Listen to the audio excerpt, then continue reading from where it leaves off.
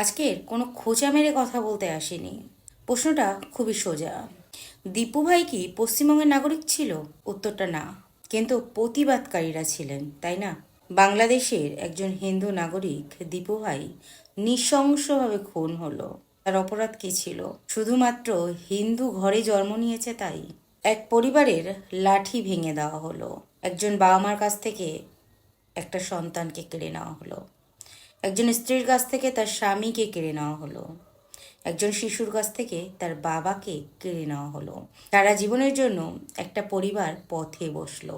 তারই প্রতিবাদে আজ কলকাতা বেগবাগানে একটা শান্তিপূর্ব মিছিল বসেছিল। কিছু লোক সেখানে বসেছিল, হাতে কোনো অস্ত্র ছিল না, না তাদের কাছে কোনো গোলা বারুদ ছিল। শুধু সঙ্গে ছিল প্ল্যান কার্ড, আর মুখে ছিল শুধুমাত্র স্লোগান, প্রতিবাদী স্লোগান। হাসির বিষয় হলো এটাই নাকি সব থেকে বড় অস্ত্র পশ্চিমবঙ্গ সরকারের পুলিশের চোখে। ভাবতে পারছো পশ্চিমবঙ্গ কোথায় এসে দাঁড়িয়েছে?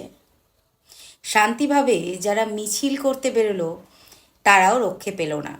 বাংলাদেশে হিন্দু যুবক খুন হলো, তাই জন্য পশ্চিমবঙ্গেও কোনো রকম কোনো প্রতিবাদ করা যাবে না। পশ্চিমবঙ্গে প্রতিবাদ করাটাই হচ্ছে সব থেকে বড় অপরাধ। যেখানে আমাদের মাননীয়া নিজেই দাবি করেন আমি সব ধর্মের মানুষের মুখ্যমন্ত্রী, তাহলে কোথায় গেল? মুখের কথা শুধুই মুখে রয়ে গেল, কাজের বেলা লবডঙ্কা দেখিয়ে দিলেন তাহলে।